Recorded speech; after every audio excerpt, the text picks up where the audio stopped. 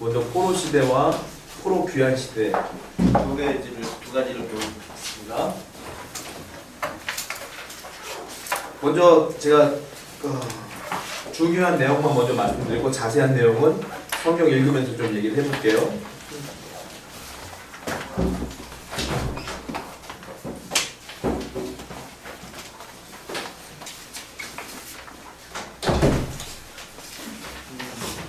먼저 포로 시대는 알다시피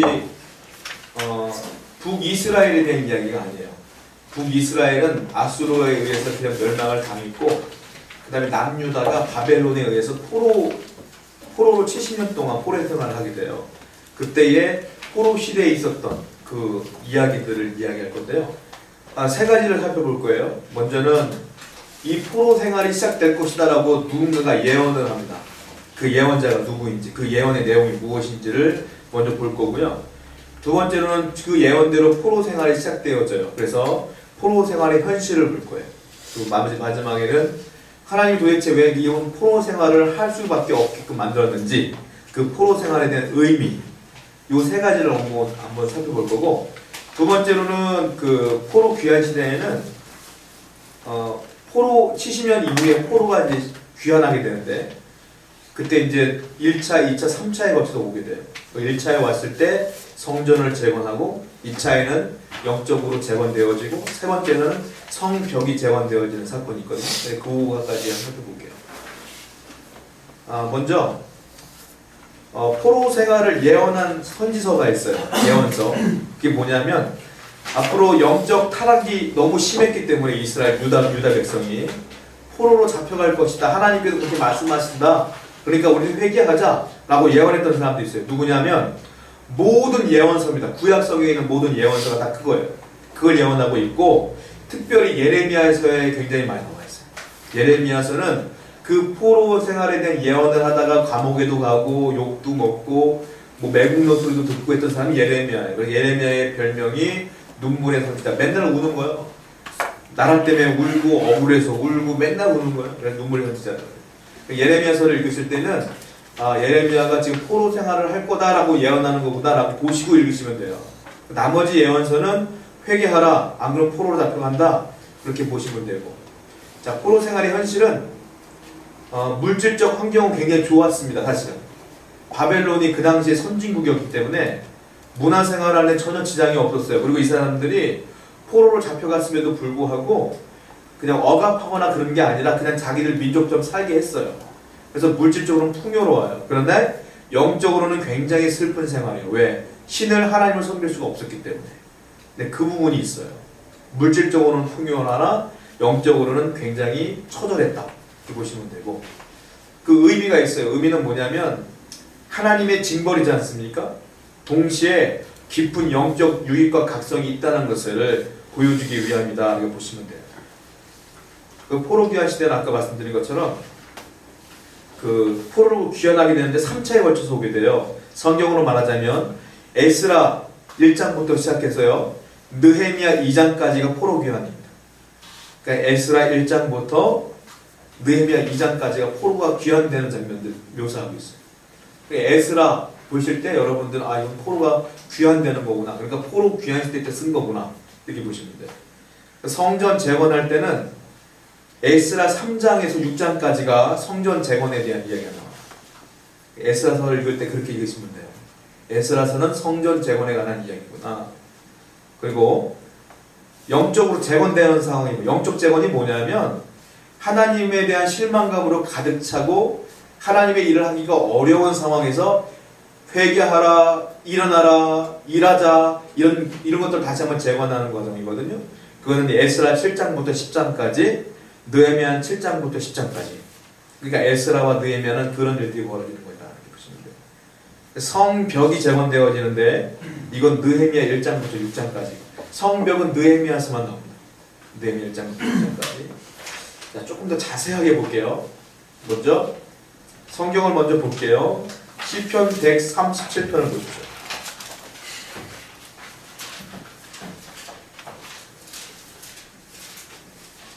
시편 137편을 보시면 이게 어떤 내용이냐면 포로지에서 이스라엘 백성들이 부른 노래입니다.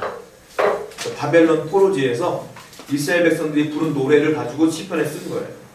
제가 한번 읽어볼게요. 눈으로 보세요. 자, 1절 보세요. 1절 눈으로.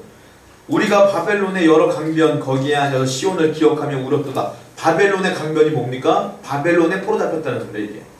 그렇게 얘기하는 거예요. 그리고 그 중에 버드나무에 우리가 우리의 수금을 걸었다. 수금이 뭡니까?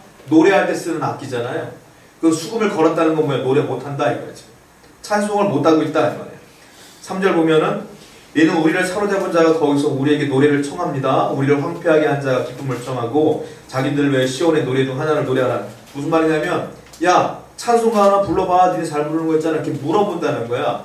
그들이 그러니까 장난식으로 얘기하는 거예요. 그거 얼마나 속상하겠어요. 4절 보니까 우리가 이방 땅에서 어찌 여호와의 노래를 부를까? 못 부른다. 5번 5절 예루살렘아 내가 너를 잊을지 때 내 온손에 그 죄를 잊을지오다. 그러면서 6절 보니까 내가 예루살렘을 기억하지 아니하거나 내가 가장 즐거워하지 않은 것보다 더 즐거워하지 아니하지 내 혀가 내 입천장에 붙을지어다. 내 혀가 내 입천장에 붙었다는 거죠. 그러니까 말을 못하고 예배하지 못하고 찬양하지 못하는 현실을 얘기하는 거예요. 이런 쭉 얘기 나오는 거예요. 그러면서 8절 보니까 멸망할 딸 바벨론아 내가 우리에게 행한 대로 내게 갚는 자가 복이 있으리라. 그러니까 나라에 이른 슬픔을 노래하는 장면이라고 보시면 돼요. 그러니까 찬송도 못하고 예배도 못하고 사람들이 붙잡아놓고 야 너네 찬송 잘 부르는데 찬송이나 불러보지?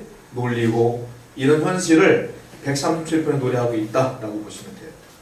자 그래서 앞으로 이런 포로생활, 비참한 포로생활이 시작될 것이다 라고 예언한 성경이 있는데 먼저 성경을 보겠습니다. 신명기예요.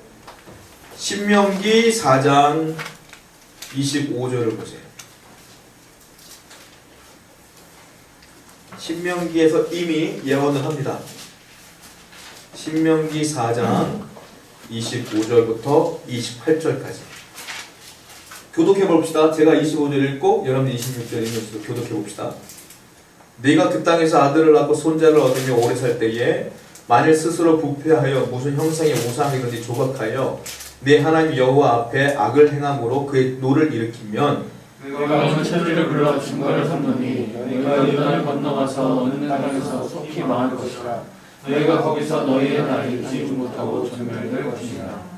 여호와께서 너희를 여러 민족 중에 흩으실 것이요 여호와께서 너희를 쫓아오내실 그 여러 민족 중에 너희의 남은 수가 많지 못할 것이며 너희는 거기서 선한 생으로 만든 바 보지도 못하며 듣지도 못하며 먹지도 못하며 냄새도 맡지 못하는 목석의 신들을 섬기리라. 이게 뭐냐면 바벨론에 대한 예언을 하고 있는 거예요.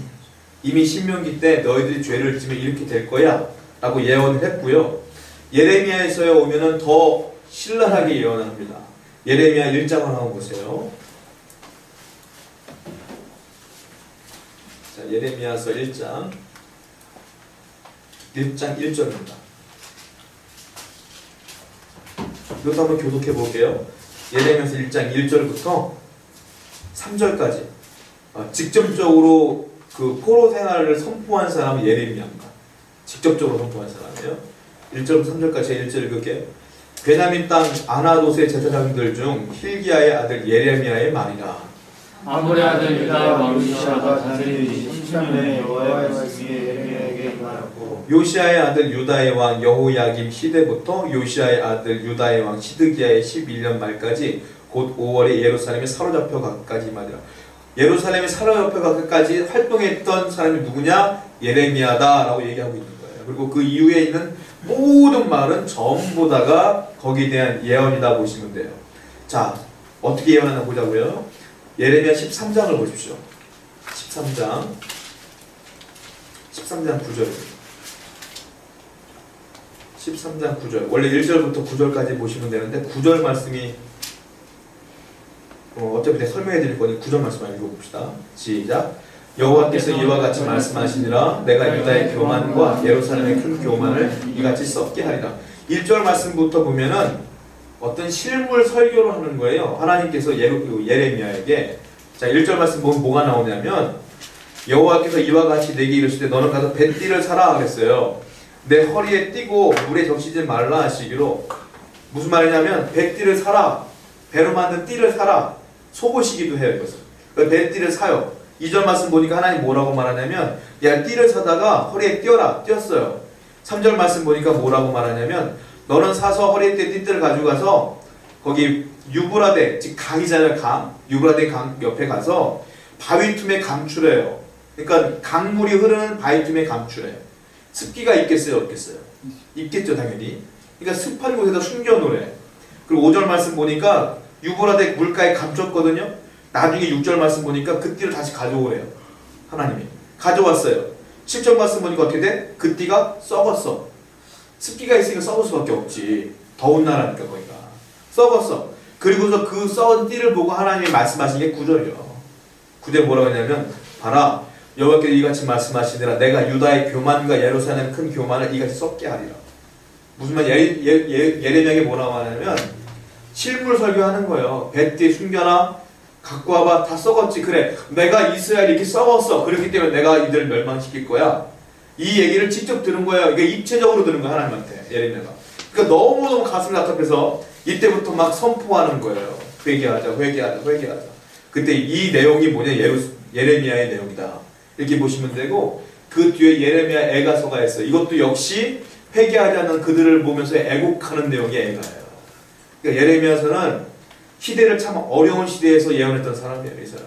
불쌍한 사람이 어떻게 보면. 그러나 가장 중요한 선지자이기도 했다. 이 보시면 돼요. 그래서요. 포로 생활의 예언대로 이루어지고 에스겔이 잡혀갑니다. 에스겔 선지자가.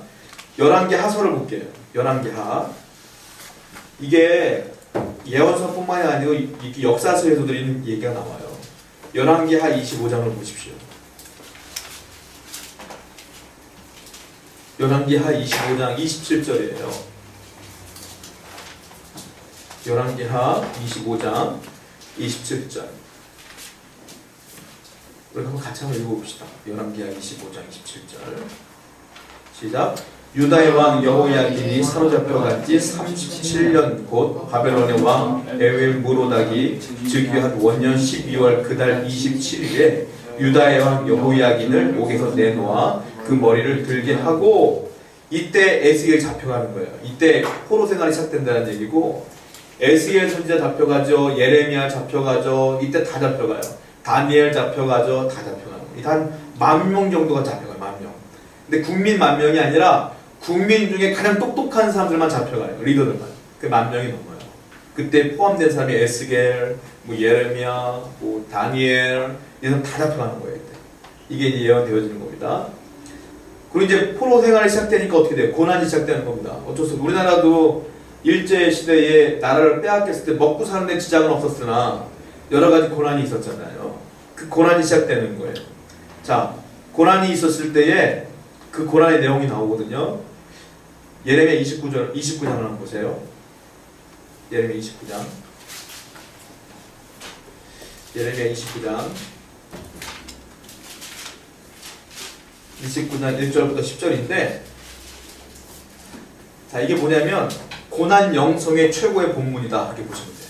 즉 고난 당하는 사람이 지켜야 될 하나님에 대한 예의 그리고 하나님에 대한 신앙 이렇게만 살면 고난을 이길 수 있다. 이게 예레미야가 어차피 니들이 다 포로로 잡혀갈 거니까 포로로 잡혀가걸랑 이렇게 살아야 된다라고 예레미야가 얘기하는 거예요. 이렇게 살아서 살아남아라 이거야. 그래서 하나님의 영광을 드러내자 여러분들도 고난당할 수 있잖아요. 힘든 일들 있을 수 있잖아요. 그때 이 본문을 기반으로 해서 여러분들 잘 이겨내시길 바라요. 자, 어떻게 이겨내느냐 1절 말씀 보세요. 29장 1절 쭉 시작됩니다. 보면서 5절 보세요. 5절. 자, 고난이 시작될 때 너희는 어떻게 되느냐? 5절 읽어봅시다. 시작. 너희는 집을 짓고 거기에 살며 텃밭을 만들고 그 열매를 먹어라. 어떻게 하라고요? 집을 지어라. 고난이 있어도 집을 지어라. 이게 첫 번째. 예레미야가 말하는 거예요. 고난이 있느냐? 절망에서도 집을 지어라. 이거예요. 집을 지어라. 그리고 5절 말씀 보니까 뭐라고 써있어요? 텃밭을 만들어라. 밭을 만들어라. 그리고 또 뭐라고 썼습니까? 5절에 열매를 먹으라. 한마디로 말하면 힘들다고 해서 굶지 말아라. 힘들다고 해도 집도 짓고 힘들어도 어려워도 밭도 좀 일구고 그리고 열매도 먹고 그렇게 살아라 이 말이에요. 그리고 6절 말씀 보세요. 6절 읽어봅시다. 시작. 아내를 맞이하여 자녀를 낳으며 너희 아들이 아내를 맞이하며 너희 딸이 남편을 맞아 그들로 자녀를 낳게 하여 너희가 거기에서 번성하고 줄어들지 아니하게 하라. 무슨 말이냐? 결혼해라. 결혼해라. 다른 말로 말하면 애도 낳으면서 너희의 자손들이 끊이지 않게 해라. 무슨 말이냐? 살아남아라. 어떻게든 살아남아라 이거야. 그러니까 너희들이 고난이 있다고 해서 이것도 하지 말고 저것도 하지 마는 것이 아니라 할 것 다 해라 이거예요. 살면서 살아남아야 된다. 결혼도 하고 애도 낳으면 살아남아라 이거예요. 7절 말씀 보세요. 시작. 너희는 내가 사로잡혀가게 한 그 성읍의 평안을 구하고 그를 위하여 여호와께 기도하라. 이는 성읍이 평안함으로 너희도 평안할 것이니라. 7절 말씀 뭐냐면 그 성에, 즉 바벨론 성에 평안을 빌어라. 나를 잡아간 것을 원망하지 말고 평안을 빌어라. 왜냐하면 거기가 평안해야 너희도 평안한 거니까 그 나라를 위해서 기도해라 이 말이에요. 한마디로. 그러니까 원망하지 말고 거기서 살아남으면서 할 것 다 하면서 그들을 위해서도 기도해줘라 이거예요. 그리고 8절 말씀 주세요. 8절 읽어볼게요. 시작. 만군의 여호와 이스라엘 하나님께서 이와 같이 말하노라. 너희 중에 있는 선지자들에게 점쟁이에게 미혹되지 말며 너희가 꿈 보지 듣고 믿지 말라. 고난이 있어도 답답하니까 점칠 수 있잖아요. 그렇잖아. 우리 점쟁이 찾아갈 수 있잖아요. 점치지 말아라 이거야. 고난이 있어도 이것이 언제 끝납니까? 속상해하면 점치지 말아라. 그리고 그 사람들 말 믿지 말아라. 오직 하나님만 바라봐라. 그러니까 한마디로 말해서 정신 차려라. 영적으로 혼란스러워하면 안 된다. 정신 차려라. 곤란하다고 해서 문제가 있다고 하나님 너희들 버린 거 아니니까 정신 차리고 하나님 믿어라. 그리고 10절 말씀 보세요. 시작. 여호와께서 이와 같이 말씀하시니라. 바벨론은 70년이 차면 내가 너희를 돌보고 나의 선한 말을 너희에게 성취하여 너희를 이곳으로 돌아오게 하리라. 무슨 말이냐? 끝나는 날이 있다. 70년이 끝나면 돼. 그러니까 70년까지 어떻게든 살아남아. 하나님 떠나지 말고 점치지 말고 텃밭도 만들고 집도 지으며 결혼도 하며 애도 낳으며 죽기를 각오하고 살고 그 땅을 위해서 기도하며 살아나요. 자, 그러니까 고난 중에 어떻게 살아야 되느냐? 고난은 반드시 끝나는 걸 믿어야 된다는 거예요. 끝나는 걸 믿고 그 상황에서 포기하지 말고 반드시 살아남아야 된다는 거예요. 이것이 고난 영성. 예레미야가 우리에게 주신 하나님 메시지예요. 그거 기억하셔서 여러분들도 고난이 있을 때마다 이걸 기억하셔서 할 거 다 하시면서 포기하지 말고 열심히 살다 보면 그 고난이 끝이 난다. 그걸 기억하시고 살았으면 좋겠어요. 자, 여기서 이 포로지에서 이대로 산 사람이 있습니다. 이 믿음을 지켜가며 끝까지 살아남은 사람이 있어요. 대표적인 사람이 누구냐? 다니엘이에요. 다니엘은 이대로 살았어요. 그래서 나중에 바벨론에서 위대한 정치가가 되지 않습니까? 그 땅에서. 얼마나 힘든 땅인데. 그리고 또 한 사람이 있어요. 에스겔이에요. 에스겔은 이 포로지에서 놀라운 예언들을 합니다. 그러니까 에스겔은 포로지에서 예언한 사람이에요. 대단한 사람이에요. 이 사람. 영적으로 깨어 있었다는 거지. 영적으로 시도를 하는 게 아니야. 끝까지 하나님께 섬겼다는 사람. 여러분 그렇게 고난 가운데 이런 위대한 인물들이 탄생되는 것처럼 여러분들이 그 고난 가운데 그런 위대한 인물이 될 수도 있어요. 열심을 다해요. 그 현실에서 최선을 다하면 됩니다. 자, 그리고 성경 또 읽어봅시다. 그 예레미야 29장 11절부터 13절 한번 읽어봐요. 이것도 교독해 볼까요? 예레미야 29장 11절부터 13절, 제가 11절 읽을게요. 여호와의 말씀이니라. 너희를 향한 나의 생각을 내가 하나니 평안이요 재앙이 아니니라. 너희에게 미래와 희망을 주는 것이니라. 너희가 내게 부르짖으며 내게 와서 기도하면 내가 너희의 기도를 들을 것이요. 같이 읽게요. 너희가 온 마음으로 나를 구하면 나를 찾을 것이요 나를 만날다. 무슨 말이냐? 포로지에서 그러니까 너희들이 그렇게 살아야 되는데 제일 중요한 게 뭐냐? 그러니까 기도해라. 기도해라. 부르짖어라. 내가 와서 기도해라. 내가 그럼 그 기도를 듣겠다. 이 말이에요. 고난 중에 가장 잘해야 될 게 뭐냐? 기도다. 그래야 살 수 있어요. 기도 안 하고 고난이 해결되잖아요? 그러면 내가 잘나서 그렇다고 착각을 해요. 근데 기도하고 해결되잖아요? 하나님이 들어주셨다고 간증해요. 그래서 기도를 해야 되는 거예요. 기도 안 해도 해결되는 문제들이 있어요. 그러면 내가 잘나서 그냥 운이 좋아서 이렇게 착각을 한다니까? 절대 그렇지 않습니다. 그래서 믿는 사람들은 어떤 문제를 만나면 무조건 기도해야 되는 거예요. 그래서 하나님 뜻인 줄 알게 되니까. 자, 그리고 나라를 빼앗긴 것만이 포로가 아니에요. 오늘도 포로 생활하는 사람도 있어요. 신앙인 가운데. 하나님을 떠나서 악한 마귀에 포로가 되는 사람들 꽤 많습니다. 여러분들 그러므로 포로 생활하시지 마시고 예배하던 자리에서 예배를 드려야 되는 거야. 이게 그거예요. 살던 대로 살아라. 예배 장소를 떠나지 말아라. 그 말이에요. 기도의 장소를 떠나지 말아라. 그러니까 여러분들이 그대로 신앙생활을 끝까지 해나가면 하나님 은혜 가운데 걸 수 있다는 거예요. 그리고 이 포로 시대를 정리한 책이 있어요. 그 역대상과 역대하입니다. 역대상과 역대하는 포로 시대의 그 생활을 정리한 거. 이때 역사를 정리했어요. 그게 포로 시대 때 나온 게 역대상과 역대하예요. 보시면 돼요. 자, 포로 귀환 시대를 해볼게요. 포로 귀환 시대는 이스라엘 백성들이 이런 포로 생활하는 70년 동안에 무너진 게 세 가지가 있어요. 뭐가 무너지냐면 첫 번째, 예루살렘 성전이 완전히 박살납니다. 성전이 무너졌어요. 두 번째, 예루살렘 성벽이 무너졌어요. 완전히. 고대 사회는 성전도 중요하지만 성벽도 중요해요. 왜냐하면 성벽은 이방 민족으로부터 나라를 보호하는 역할을 하는 거예요. 그게. 그 성벽이 중요해요. 또 하나 무너진 게 있어요. 신앙이 무너졌어요. 성전도 무너지고 성벽도 무너지고 신앙도 다 무너졌어요. 이 세 가지가 무너졌어요. 그런데 포로 귀환 시대 때 하나님이 이 세 가지를 다 세워요. 포로 때 다 무너진 걸 다 세워줘요. 이게 이제 포로 귀환 시대인데, 포로 귀환 시대는 에스라서에서 나오거든요. 에스라서를 봅시다. 에스라서. 에스라 1장. 느헤미야 다음에 있어요. 아니, 에스라가 먼저 있나? 에스라 먼저 있죠? 에스라 느헤미야죠. 에스라 1장입니다. 에스라 1장 1절과 2절인데 같이 한번 읽어볼게요. 제가 1절 읽고 여러분들 2절 읽고. 에스라 1장 1절과 2절. 포로 귀환이 시작된다는 걸 얘기하고 있는 거거든요. 제가 1절 읽을게요. 바사왕 고레스 원년에 여호와께서 예레미야의 입을 통하여 하신 말씀을 이루게 하시려고 바사왕 고레스의 마음을 감동시키심에 그가 온 날에 공포도 하고 조소도 내려 이르되, 바사왕 고레스는 말하노니 하늘의 여호와는 여호와께서 세상 모든 나라를 내게 주셨고 나에게 명령하사 유다 예루살렘의 성전을 건축하라 하셨나니. 바사왕 고레스, 바사가 어디냐면 페르시아를 말하는 거예요. 페르시아왕 고레스에게 하나님이 말씀하신 거예요. 야, 이 내 민족들 다 내어 보내고 그리고 성전을 건축하게 해라. 그 말을 듣던 이 사람이 하나님 말씀을 듣고 순종해요. 그래서 너희들 다 돌아가라. 성전 건축해라. 라고 이제 얘기하기 시작하는 거예요. 그러니까 이방 민족에도 숨겨진 하나님 종들이 있다니까요. 페르시아 왕도 하나님을 두려워했던 사람이었던 것 같아요.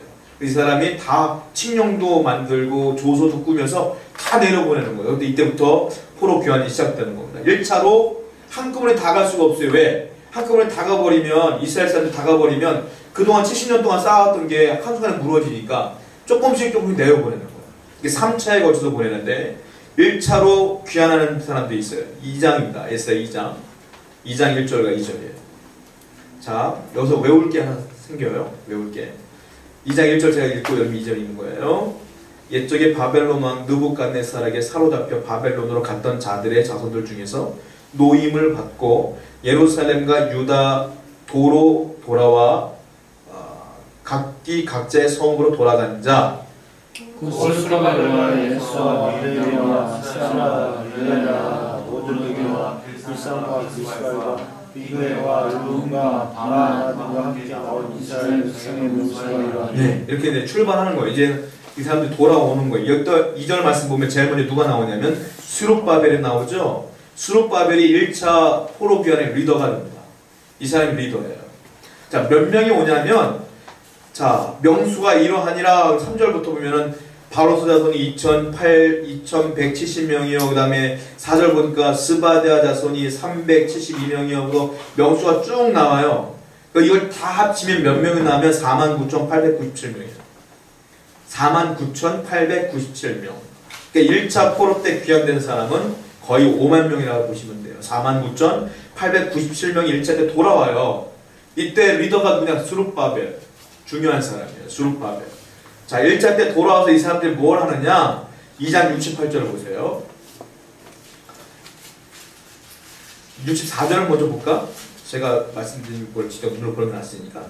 64절 보세요. 제가 읽어드릴게요. 온 회중의 합계가 42,360명이요.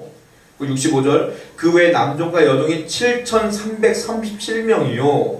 노래하는 남녀가 200명이요. 이 나왔잖아요. 요거 다 합치면 아까 말씀드린 것처럼 49,897 나와요. 49,897이 나온 거고, 그 다음에 에스라 2장 68절 한번 읽어봅시다. 시작. 어떤 족장들이 예루살렘에 있는 여호와의 성전 터에 이르러 하나님의 전을 그곳에 다시 건축하려고 예물을 기쁘게 드리되, 이 49,000명이 와서 한 일이 뭐냐? 68절에 보니까 하나님의 전을 그곳에 다시 건축하려고. 하나님의 전이 뭐예요? 성전. 그러니까 이 사람들이 성전을 건축해요.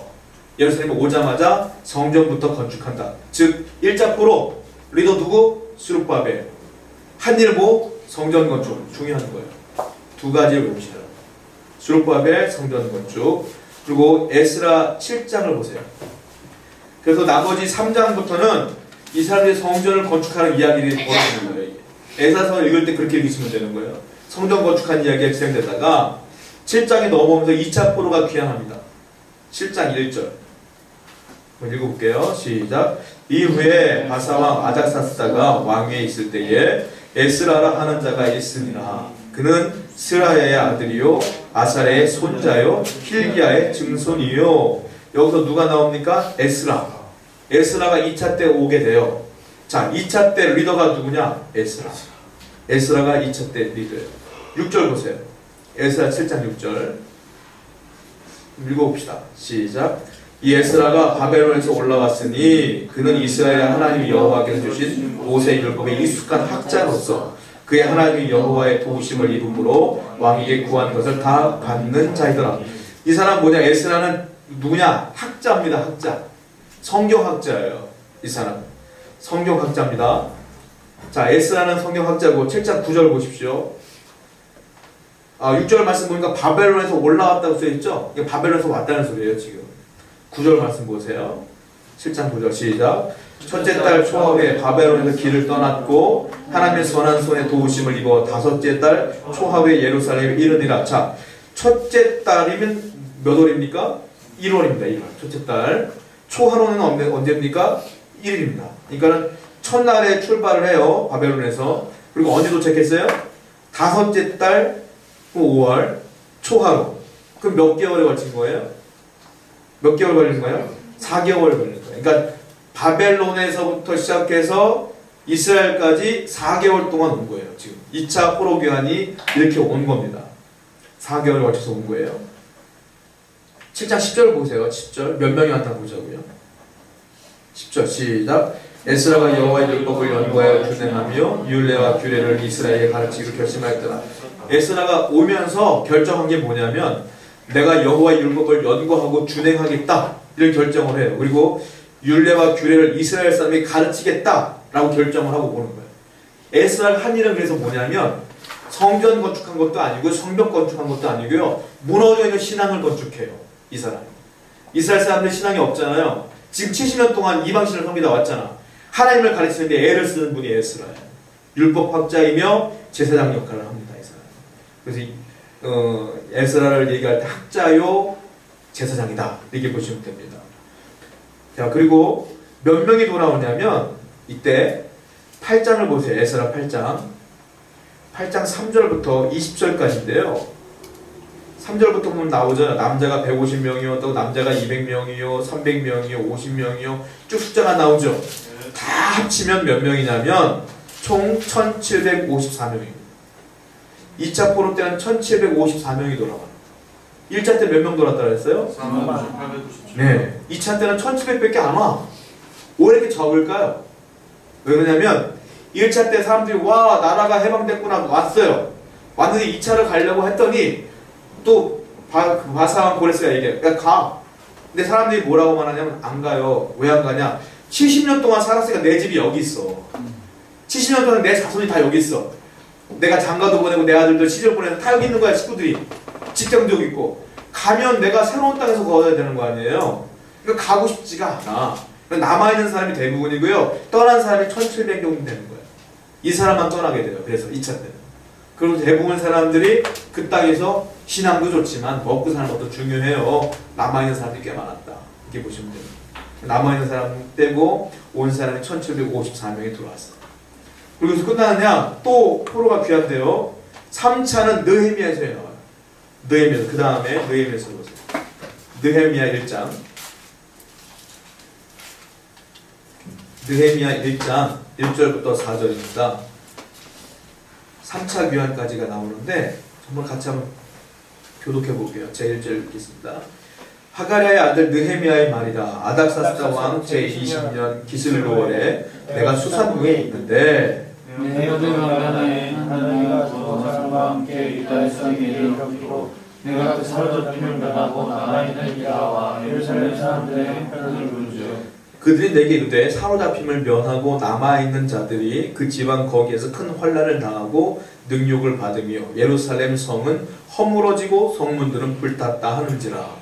내가 이 말을 듣고 앉아서 울고 수일 동안 슬퍼하며 하나님 앞에 금식하며 기도하라. 이게 뭐냐면 느헤미야는 이미 페르시아 왕의 제2인자가 돼서 술관원이었어요. 그러니까 술관원이 뭔지 아시죠? 왕이 먹는 술을 먼저 맛보는 사람이에요. 그러니까 독이 들었는지 안 들었는지를. 그러니까 이걸 아무한테나 안 시켜. 신뢰할 만한 사람들 시켜. 즉 다른 말로 말하면 비서실장도 되는 거예요, 이 사람. 그러니까 왕 바로 옆에 있는 사람. 얼마나 권력이 있는 사람이 있어요. 옛날에 50 때 그 비서실장이었던 분 있잖아요. 그분 얼마나 권세가 얼마나 대단한지 몰라. 그런 거야, 느헤미야가. 그러니까 어느 날 자기 동생이 있었는데 하난이라고 하는 친동생이 있었어요. 하난이는 이스라엘에서 사는데 형 보려고 온 거야. 페르시아까지.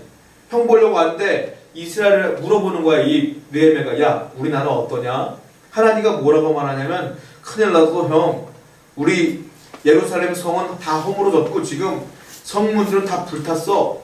이 얘기를 하는 거예요. 이 얘기를 듣자마자 느헤미야가 울면서 하나님 금식하며 기도하면서 나 보내주십시오 이렇게 얘기하는 거예요. 그래서 느헤미야가 3차 리더가 돼요.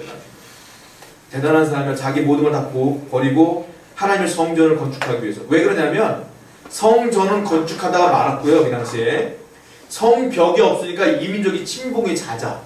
그러니까 느헤미야가 성벽이 없다는 얘기를 듣고 속상한 거예요. 그래서 나에게 떠나게 돼요. 이 사람이. 자 7장 6절을 보십시오. 2차 끝났죠. 느헤미야 그래서 1장 1절부터 4절까지 나온 느헤미야가 3차 포로기한 리더가 됩니다. 자 성전을 재건할 때 리더가 누구라 했습니까? 성전 재건할 때 스룹바벨. 이때 성전 재건할 때 스룹바벨에게 자꾸 힘을 주고 이스라엘 백성들에게 힘을 줬던 선지자가 2명이 있어요. 누군 줄 아십니까? 학개 스가랴. 학개 스가랴가 1차 성전 건축할 때 활동했던 선지자예요. 그러니까 스룹바벨이 성전 건축할 때 힘을 잃을 때 이스라엘 백성들에게 학개 스가랴가 나 환상봤다. 하나님께 환상봤다. 이게 이제 스가랴. 보시면 알겠지만 환상 대단하잖아요. 무슨 말인지 못 알아먹겠잖아. 그게 요한계시록 같은 환상이 아니라 성전 건축하라는 하나님에 대한 계시를 환상으로 본 걸 얘기하는 거예요. 그게 스가랴서의 환상이에요. 학계서는 환상 안 봐요. 학계는 하나님 말씀을 직접 듣고 직접 막 얘기해버리는 사람. 선지자에서 하는 거 가지고. 학계 스가랴 그때 활동을 했다는 거고 영적 재건 2차 프로기한 누구라고 할 리더가? 에스라. 에스라는 학자요, 율법학자요, 제사장으로서 그들에게 영적 재건을 위해서 예배하자, 회개하자 늘 외쳤던 사람. 성벽 재건 3차는 누구냐? 느헤미야다라는 거예요. 자, 성경을 또 볼게요. 그런데 하나님의 일을 하려면 방해꾼들이 분명히 있어요. 에스라서를 보세요. 에스라 3장입니다. 에스라 3장, 느헤미야 바로 앞에 있죠. 에스라 3장 1절. 이상하게 하나님의 일을 하려면 방해꾼들이 분명히 있어요. 에스라 3장 1절입니다. 1절, 2절, 8절 이렇게 읽어볼게요. 먼저 1절 같이 읽읍시다. 시작. 이스라엘 자손이 각자의 성읍에 살았더니 일곱째 달에 이르러 일제히 예루살렘 모인지라.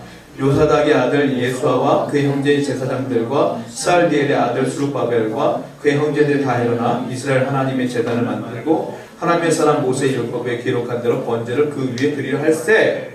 이제 성전을 건축하려고 하는 거예요. 8절 보세요. 시작.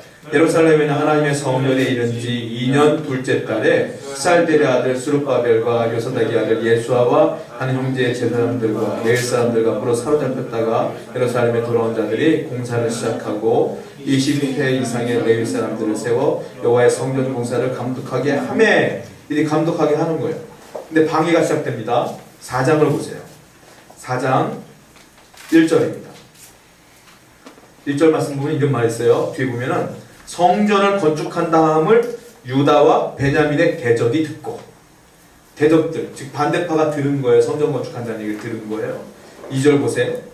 2절 보시니까 뭐라고 하냐면 한번 읽어봅시다. 시작. 스룹바벨과 족장들에게 나와 이르되 우리도 너희와 함께 건축하게 하라. 우리도 너희같이 너희 하나님을 찾노라. 아수르 왕 에살핫돈이 우리를 이리로 오게 한 날부터 우리가 하나님께 제사를 드리노라니.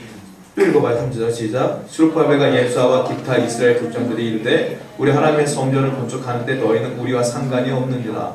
바사왕 고레스가 우리에게 명령하신 대로 우리가 이스라엘의 하나님 여호와를 위하여 홀로 건축하리라 하였더니. 4절 시작. 이로부터 그 땅 백성이 유다 백성의 손을 약하게 하여 그 건축을 방해하되. 이스라엘 사람들이 오기 전에 70년 동안 땅을 비웠었죠.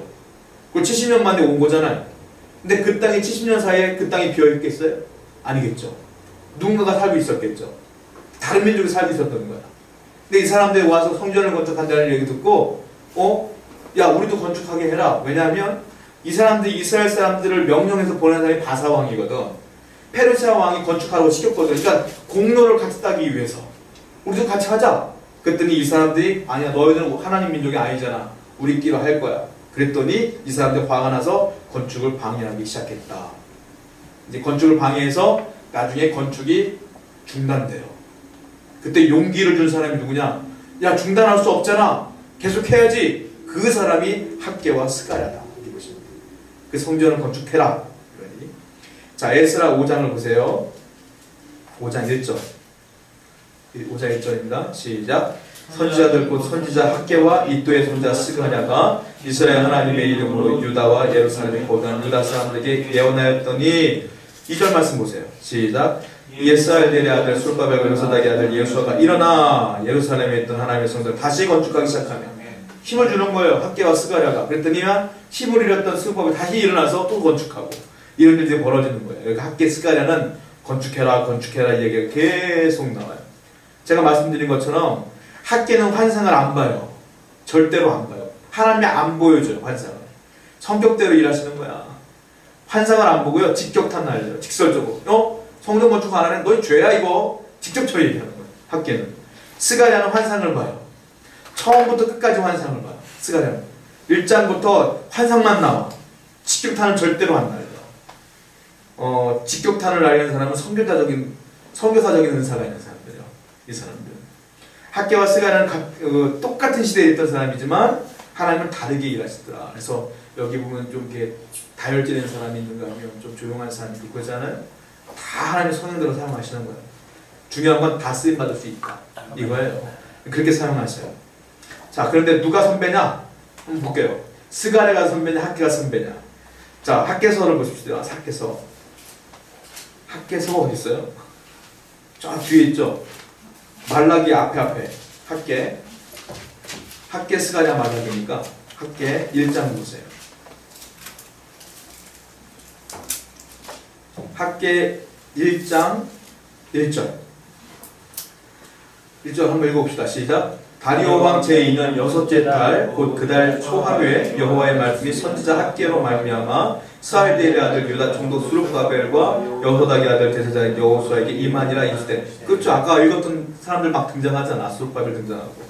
자, 언제 말씀을 전하기 시작하냐면 다리오 왕 제2년 여섯째 달. 그러니까 다리오 왕이 부임한 지 2년째 됐을 때 6개월, 6월달. 요때 하나님의 학개에게 말씀하신 거예요. 스가랴는 언제 말했느냐? 스가랴는 그 다음 장에 있어요. 스가랴 1장을 보세요. 1장 1절을 보세요. 읽어봅시다. 스가랴 1장 1절 시작.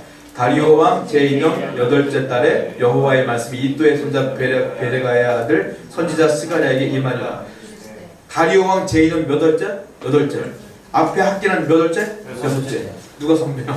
학개가 2개월 먼저 예언합니다. 그리고 2개월 후에 스가랴가 예언한다. 그러니까 학개와 스가랴는 같은 시대의 사람이에요. 동시대에 같이 예언한 사람이 학개와 스가랴다. 이렇게 보시면 돼요. 그리고 스가랴는요, 환상을 보고 예언하기 시작해요. 1장 7절과 8절을 보세요. 스가랴 1장 7절 8절. 제가 한번 읽어드릴게요. 다리오 왕 제2년 11째 달. 자, 8째 달에 먼저 하나님이 임하시면서 첫 번째 환상은 언제 주느냐? 11째 달. 그러니까 말씀하신 지 3개월 뒤에 환상을 보여주시는 거예요. 환상을 보여주는데 8절 보니까 내가 밤에 보니 한 사람이 붉은 말을 타고 골짜기에서 화석류 나무 사이에 섰고, 옛날에 우리 생명의 삶 하실 때 스가랴 읽으신 적 있죠? 이게 이제 그런 환상인 거예요. 이 환상을 보기 시작해요. 이게 첫 번째 환상이에요. 그러면서 이 스가랴서의 가장 유명한 말씀이 여기 나와요. 스가랴 4장입니다. 이게 어떻게 보면 스가랴서의 결론이에요. 4장 6절. 4장 6절 가장 유명한 거 한번 같이 읽어봅시다. 스가랴 4장 6절. 시작. 그가 내게 대답하여 이르되 여호와께서 스룹바벨에게 하신 말씀이 이러하니라. 만군의 여호와께서 말씀하시되 이는 힘으로 되지 아니하며 능력으로 되지 아니하고 오직 나의 영으로 되느니라. 아멘. 이 말씀이 바로 그거예요. 성전 건축을 못하고 있으니까 스룹바벨에게 하나님이 주신 말씀을 스가랴가 말하는 거예요. 이거는 힘으로도 안 되고 능력으로도 안 되고 여호와의 신으로 되는 거예요. 그러니까 열심히 일해서 열심히 건축해라 이 말이에요. 이걸 엉뚱한 데 쓰시면 안 돼. 그러니까 이 말이 그런 배경에 나왔다 이렇게 보시면 돼요. 이게 결론이에요. 결론. 그래서요, 쉽게 말하면 만약에 배가 고파, 학개와 스가랴가 배가 고파. 지금 학개는 어떤 성격이냐면, 야 배고프지? 밥 먹으러 갈까? 밥 먹자? 이런 스타일의 학개는. 스가랴는 뭐냐면 배가 고파, 근데 말하기가 좀 부끄러워. 그래서 스가랴는 12시가 되었네, 점심시간이 1시 반이면 끝나는데, 이런 식으로 말하는 사람이 스가랴.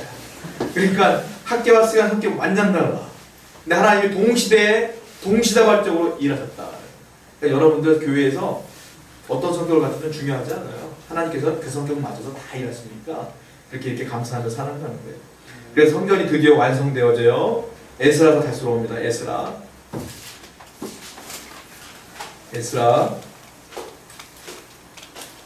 몇 장? 6장. 에스라 6장 13절. 13절과 15절 보면, 자, 쭉 보면서 맨 마지막 15절 말씀 한번 읽어봐요. 시작. 다리오 왕 제6년 아달월 3일에 성전 일을 끝내니라. 아까 다리오 왕 제2년부터 시작했잖아요. 근데 6년에 끝났어요. 그러니까 4년에 걸쳐서 성전이 완성된 거다. 근데 실질적으로 더 쉽게 말씀드리면 6년 걸린 거예요. 왜냐하면 아까 느헤미야와 에스라는 그들이 성전 건축을 쉬고 있을 때 환상을 보고 얘기한 거잖아요. 그 성전 건축을 몇 년 쉬었냐면 2년을 쉬었어요.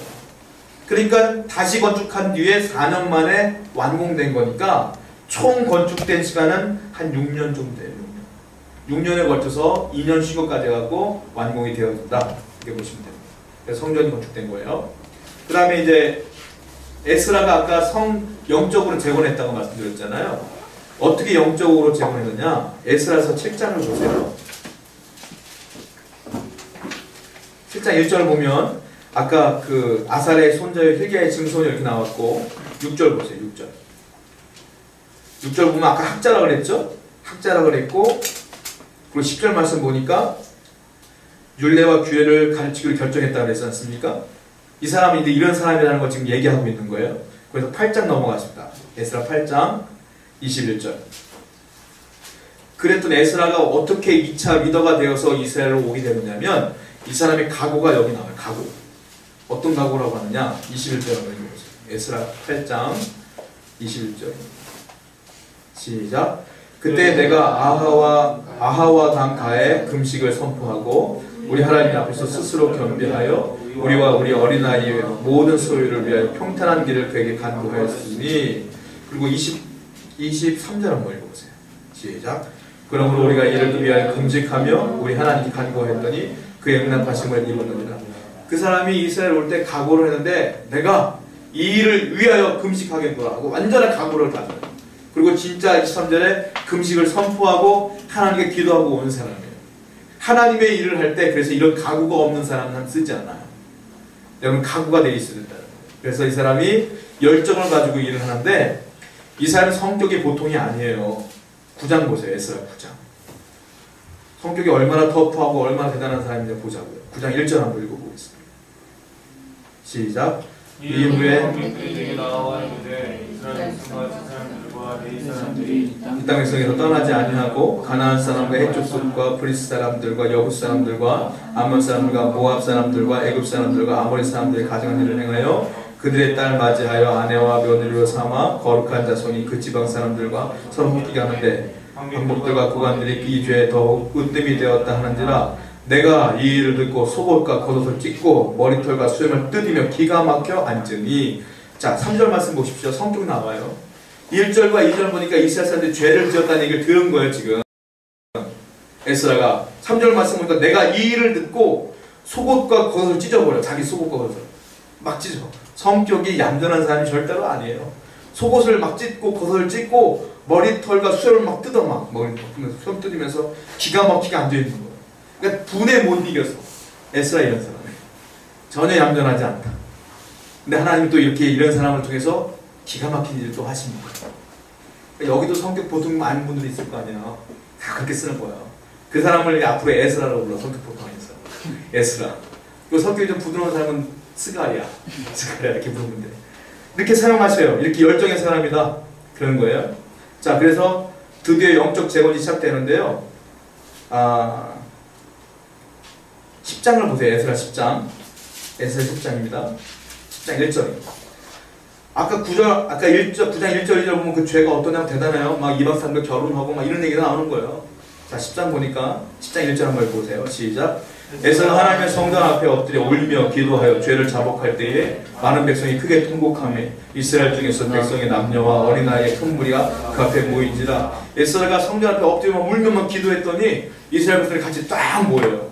모여가지고 함께 회개하는 거예요. 이게 1차 부흥.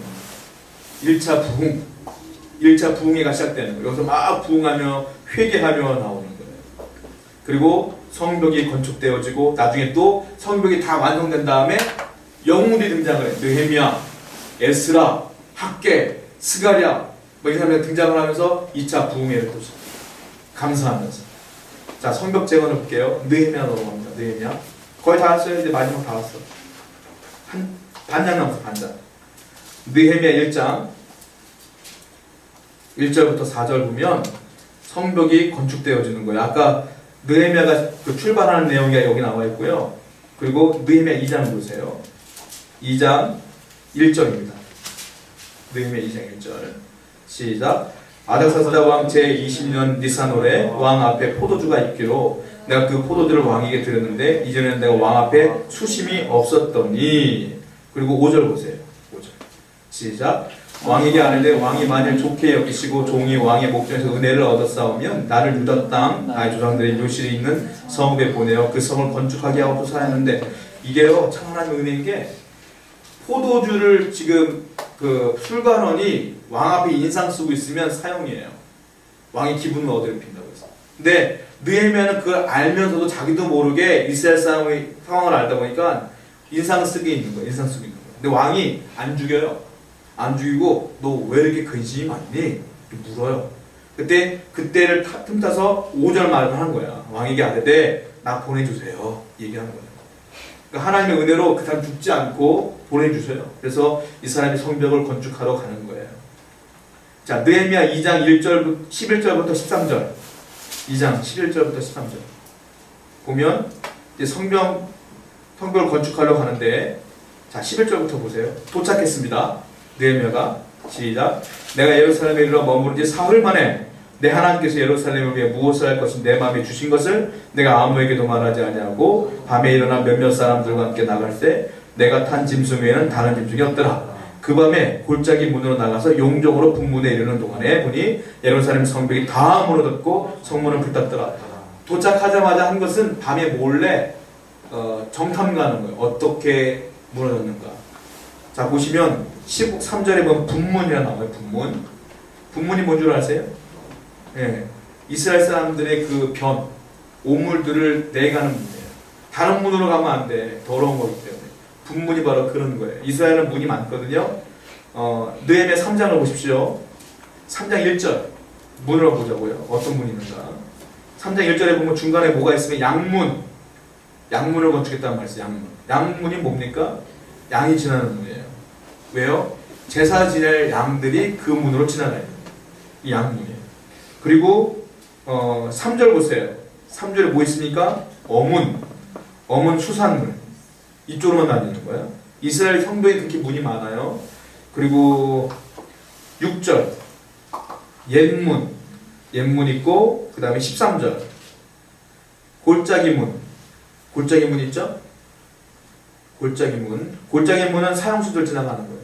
골짜기문. 그 다음에 14절 분문 나왔죠. 분문, 배설물 지나가는 문. 그럼 15절 샘문, 샘문. 그리고 이 샘문이 유명한 게 신약시대 때 뭐가 있냐면 실로암, 실로암이 여기 있어요. 그 다음에 25절, 25절에 보면은 무슨 문이 있죠? 시위대가 있는 쪽, 시위가 있는 쪽.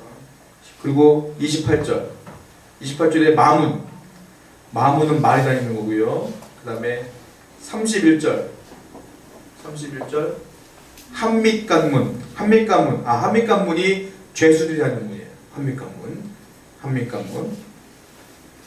이렇게 문이 많아요. 이 문들을 다 보는 거예요. 느헤미야가 나와가지고 분문도 보고 이 문들을 다 보는 거예요. 다 무너진 걸 보게 된 거예요. 그랬더니 이제 성벽을 건축하려고 했더니 여지없이 방해꾼이 등장을 해요. 4장 1절에 보면 누가 나오냐? 산발랏 등장하죠. 산발랏 유명한 적이에요. 산발랏.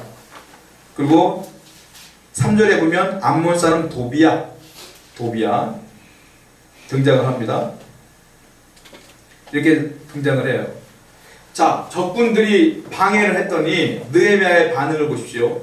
느헤미야가 그 방해꾼들을 보고서 어쩔 줄 몰라 하는 게 아니라 4장 20절 보세요. 20절부터 23절까지 어떻게 했냐면 20절부터 읽어볼게요. 시작. 너희는 어디서든지 나팔 소리를 듣거든 그리로 모여서 우리에게로 돌아오라. 우리 하나님이 우리를 위하여 싸우시라 하였느니라. 그리고서 뭘 했느냐면 야, 하나님 믿고 그냥 일해. 걱정하지 마. 여러분 적들이 하나님 일을 못하게 만들 때 해야 될 일이 뭐냐면 그냥 하던 일 그냥 하는 거예요. 열심히.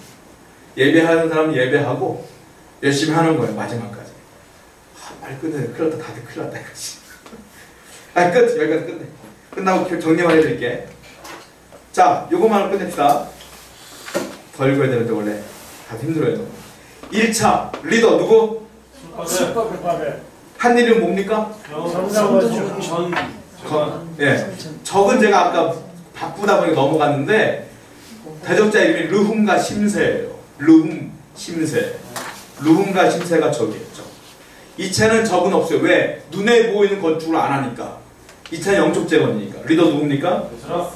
한 일은 영적 재건. 3차는 누굽니까? 느헤미야. 한 일은 성벽. 네, 성벽 재건이고요. 적은 아까 읽었던 것처럼 산발랏, 도비야. 이 사람들이 있었습니다. 이렇게 정리를 할게요. 자, 지금 제가 나눠드린 거 예상 문제 좀 보세요. 제가 중요하게 여기는 게 뭐냐면 제가 문제도 만들었거든요. 입니다. 1번 잘 보시고 1번 잘 보시고 2번은 보든지 말든지 마음대로 하시고 3절 잘 보시고 3번 잘 보시고 또 3일 썼네. 4예요. 4 이스라엘 12지파 4번도 잘 보시고 그 에서와 롯의 두 딸이 난 민족은 이거 보면 좋고 뭐 모르겠고요. 그 다음에 10가지 재앙도 뭐 모르겠고요. 그 6번 출애굽 여정 잘 보시고 성막 잘 보시고 사사 잘 보시고요. 사사 다리랑 너무 쉬우니까 뭐 괜찮고 10번도 글쎄요. 10번도 11번 잘 보시고 이 정도 뭐 보시면 될 것 같습니다. 다음 주에 강의 빨리 끝내고 시험 볼게요. 그래서 선물 준비하고 있는데 제가 보니까 여보 100점 거의 다 맞을 것 같아. 큰일 났다 이거. 제가 기도하고 마칠게요. 하나님 감사합니다. 구약 산책을 하면서 하나님 말씀을 더 깊이 있게 알 수 있도록 도와주시며 성경이 재미있다는 사실을 기억하고 늘 가까이 할 수 있도록 인도해 주옵소서. 예수님의 이름으로 감사하며 기도드렸습니다. 이제는 우리 주 예수 그리스도의 은혜와 구속하신 하나님의 사랑하심과 성령님의 감화 감동 충만 역사하심이 오늘 예배하며 마지막까지 성경 연구에 몰두한 귀한 백성들 머리 위에 지금부터 영원토록 함께 계시기를 간절히 축원하옵나이다. 아멘. 박수로 하나님께 영광을 드리고 아유 목이 힘들더라.